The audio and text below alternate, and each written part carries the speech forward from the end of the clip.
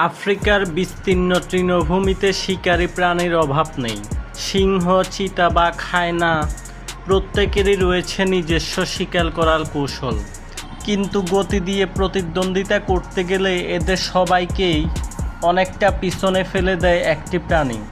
সেই প্রাণীটি হলো চিতাবাঘ। চিতা হলো পৃথিবীর সবচেয়ে দ্রুতগামী স্থলপ্রাণী। অল্প কয়েক সেকেন্ডের জন্য এটি ঘন্টায় প্রায় 90 থেকে 100 কিলোমিটার পর্যন্ত গতিতে ছুটতে পারে।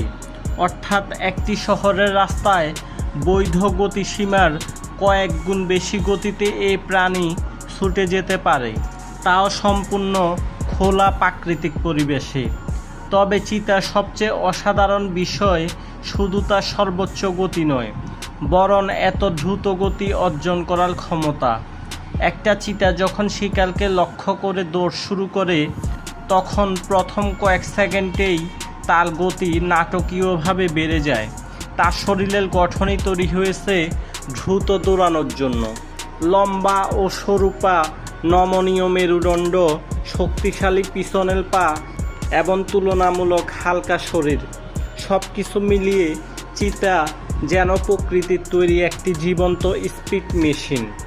দৌড়ানোর সময় চিতার মেরুদণ্ড বারবার প্রসারিত ও সংকুচিত হয়, ফলে তার পায়ের দৈর্ঘ্য কার্যত আরও বেড়ে যায় এবং একটি লাফে সে অনেকটা পথ অতিক্রম করতে পারে।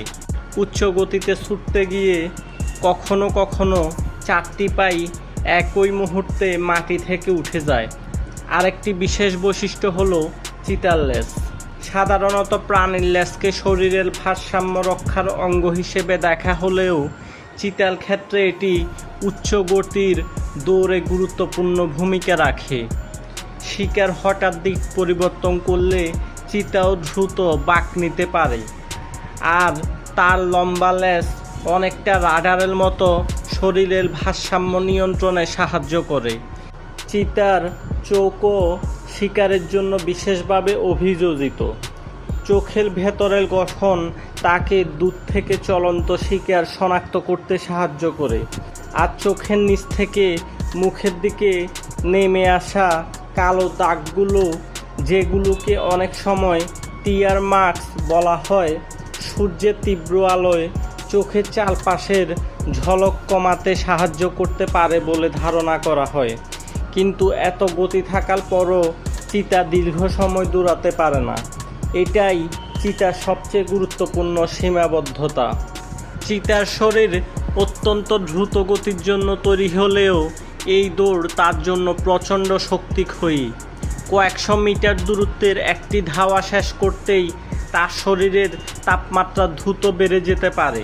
তাই চিতা সাধারণত দীর্ঘ সময় ধরে শিকারকে তাড়া করে না, বরং সুযোগ বুঝে কাছাকাছি পৌঁছে হঠাৎ বিস্ফোরক গতিতে ছুটে যায়। শিকারের সময় চিতা সাধারণত ছোট ও মাঝারি আকারের তৃণভোজী প্রাণীকে লক্ষ্য করে, যেমন গ্যাজেল, ইম্পালা বা ছোট অ্যান্টিলোপ। শিকার যত দ্রুতই পালানোর চেষ্টা করুক, চিতার প্রথম কয়েক সেকেন্ডের গতি তাকে ভয়ঙ্কর প্রতিদ্বন্দ্বী করে তোলে। তবে চিতা সবসময় সফল হয় না। শিকার ধরার জন্য শুধু গতিই যথেষ্ট নয়, সঠিক মুহূর্তে আক্রমণ করা, শিকারের গতিপথ অনুমান করা এবং শেষ মুহূর্তে তার দিক পরিবর্তনের সঙ্গে তাল মিলিয়ে চলাও অত্যন্ত গুরুত্বপূর্ণ। আর এখানেই চিতার জীবন অন্য বড় শিকারীদের তুলনায় কিছুটা কঠিন। চিতার শরীর মূলত গতির জন্য তৈরি, ফলে সিংহের মতো ভারী ও শক্তিশালী শরীর তার নেই। অন্য শিকারীর কাছ থেকে নিজের শিকার রক্ষা করাও তার জন্য কঠিন হতে পারে। অনেক সময় চিতা নিজে শিকার ধরার পরও অন্য শক্তিশালী প্রাণীর কাছে সেই খাবার হারাতে পারে। আরেকটি আশ্চর্য বিষয় হলো চিতার গর্জন নেই। সিংহ বা বাঘের মতো চিতা গর্জন করতে পারে না, বরং এটি কিচিরমিচির ডাক বা গড়গড় করার মতো বিভিন্ন শব্দ করে। শাবক অবস্থায় চিতার ডাক অনেকটা পাখির শব্দের মতোও শোনা যেতে পারে। বর্তমানে চিতা প্রধানত আফ্রিকার বিভিন্ন অঞ্চলে পাওয়া যায়।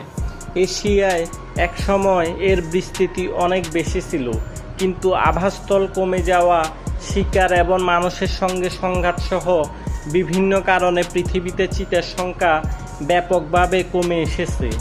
আজকের দিনে বন্য চিতা মূলত আফ্রিকার তৃণভূমি ও খোলা অঞ্চলের সঙ্গে বেশি পরিচিত, আর এদের সংরক্ষণ এখন একটি গুরুত্বপূর্ণ বিষয়। কারণ চিতাকে শুধু পৃথিবীর দ্রুততম স্থলপ্রাণী হিসেবে দেখলে তার গল্পটা অসম্পূর্ণ থেকে যায়। এটি এমন একটি প্রাণী যার পুরো শরীর কোটি কোটি বছরের বিবর্তনে একটি নির্দিষ্ট কাজের জন্য নিখুঁত হয়েছে, অল্প সময়ের মধ্যে অবিশ্বাস্য গতি অর্জন করা। একটি চিতা যখন দৌড় শুরু করে তখন তার শরীরের প্রতিটি অংশ যেন একই উদ্দেশ্যে কাজ করে, আরও দ্রুত সামনে এগিয়ে যাওয়া।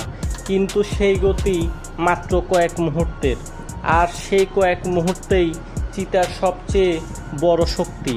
প্রকৃতির বিশাল দল প্রতিযোগিতায় তাই চিতার নাম সবার আগে আসে, কারণ স্থলভাগে এর চেয়ে দ্রুত ছুটতে পারে এমন কোনো প্রাণী আজও নেই।